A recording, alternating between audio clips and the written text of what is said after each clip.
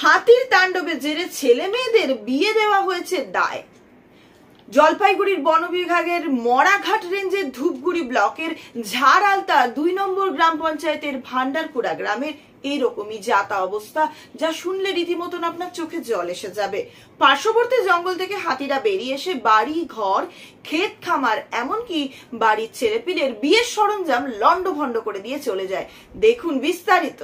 হাতির উপদ্রবে গ্রামে বিয়ে হয় না ছেলে মেয়েদের, বিপাকে পড়েছে গোটা গ্রাম।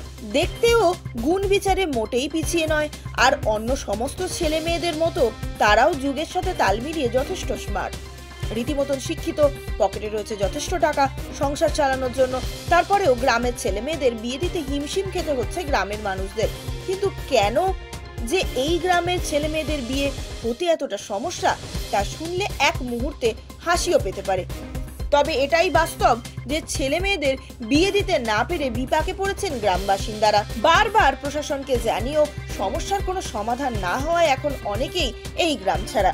জলপাইগুড়ি বন বিভাগের মরাঘাট রেঞ্জের অন্তর্গত ধূপগুড়ি ব্লকের ঝাড়আলতা ২ নম্বর গ্রাম পঞ্চায়েতের ভান্ডারকুড়া গ্রামে পাশের জঙ্গল থেকে যখন তখন বেরিয়ে আসে হাতির দল। আর এই যন্ত্রণা প্রতিদিনের। হাতি গ্রামে ঢুকে ইচ্ছে মতন ভাঙে বাড়ি, সাবার করে গরিব মানুষের ঘরে মজুত করা খাদ্য সামগ্রী। সমস্যার কথা বারবার প্রশাসনকে জানিয়েও মেলেনি কোনো সুরাহা। কিন্তু প্রশাসন থেকে শুরু করে ওপরওয়ালা গ্রাম যেন কিছুতেই নিস্তার পাচ্ছে না হাতিদের থেকে। আর শুধু নিজেদের গ্রাম পঞ্চায়েতেই নয়, ভান্ডারকুড়া গ্রামে যে হাতির উপদ্রব অতিরিক্ত বেশি, সে কথা জানে আশেপাশের গ্রাম থেকে শুরু করে শহর। তাই তো এই গ্রামে নিজেদের ছেলে মেয়েদের বিয়ে দিতেও ভয় পায় অন্যান্য জায়গার বাসিন্দারা। গ্রামের বয়োজ্যেষ্ঠ মানুষেরা গ্রামের ছেলে মেয়েদের এভাবে বিয়ে ভাঙার কারণ হিসেবে হাতিকেই দায়ী করছে। বহু উদাহরণ এমনও রয়েছে যে পাকাপাকি ভাবে বিয়ের সমস্ত কথা হয়ে গেছে মেয়ের বাড়ির থেকে, ছেলের বাড়ি থেকে এসেছে লোক বিয়ের দিনক্ষণ ঠিক করতে।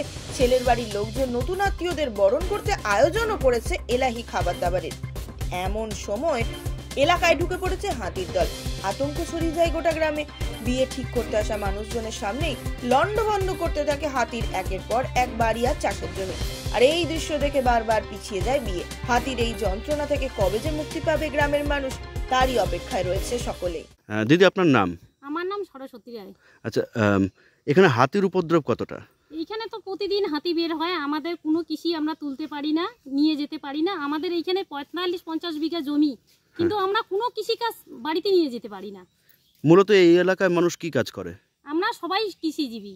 তাহলে তো যদি চাষবাস না করতে পারেন তাহলে কি করে নিয়ে চলছে সংসার? আমরা না খুব কষ্টেই চলতেছি। কতটা দূরে এখান থেকে জঙ্গলটা? আমাদের মোটামুটি এই যে আমাদের এগুলো সবই কৃষি জমি, কিন্তু আমরা কোনো ক্ষেত নিয়ে যেতে পারি না, কৃষি কাজ করতে পারি না। আমাদের সবই জঙ্গল হয়ে আছে। মানে নদীর ওপারটাই জঙ্গল? নদীর ওপারটাও জঙ্গল, আমাদের জমিটাও জঙ্গল হয়ে আছে। আমরা কোনো কৃষি তুলতে পারি না। যখন তখন হাতি আসে? যখন তখন মানে প্রতিদিন হাতি আসে।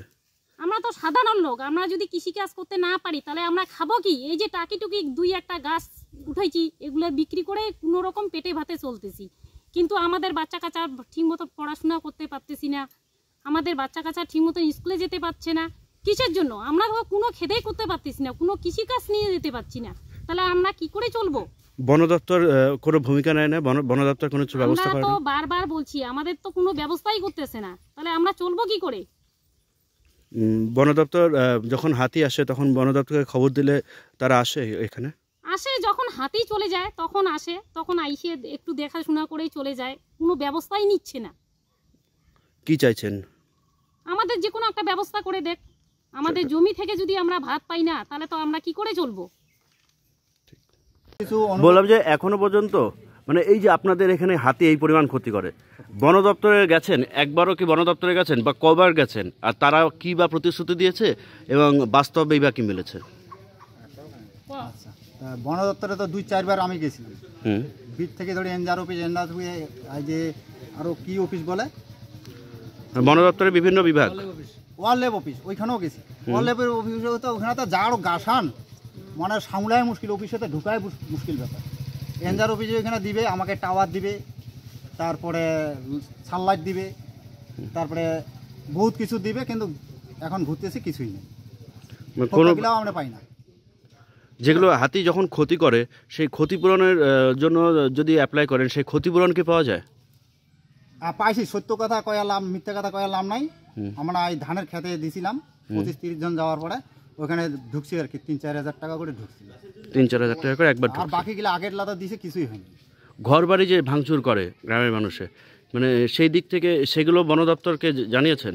হ্যাঁ জানাইছি তো। এবার তার জন্য ওরকম তার দিয়ে আটকানো বা কিছু হাতি, এখানে কি টহল চলে?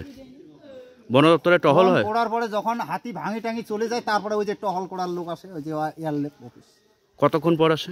আধা ঘন্টা 2 ঘন্টা এরকম। আর ওমাকে যদি আমি জব্দ করি তাকে বলে কি, বলে ওইখানে ফেন্না বাবু পেটাইলো, তাসকা বাবু পেটাইলো, ওইখানে বলে শিকারিপাড়ার কোথায় প্রধান আছে সেই প্রধানের কথা না ধরলে বলে অসুবিধা, আমাদের এদিকে যাক, ওদিকে একত্র। এইভাবেও আমরা ডিটেল শুনছি ওদের। ওয়ারলেফ অফিসও আমাকে বলছিল, বলছে 6টার লোক গাড়ি একটা, কোথায় যাব? আমরা যখন জব্দ করেছিল ওয়ারলেফ অফিস তখন আমাকে এইভাবে বলছিল, আপনি এনজার অফিসে চাপ দেন, প্রোটেকশন কমিটি নোক, গাড়ি দেব, আমরা জায়গায় জায়গায় থাকবো। মানে ওরা স্বীকার করছে যে বন দপ্তরের লোক নাই, বন দপ্তরের লোক নাই, আর একটাই মাত্র গাড়ি, একটাই গাড়ি, ওই গাড়ি নিয়েই পুরো এলাকা ঘোরে। পুরো এলাকায় ঘোরে।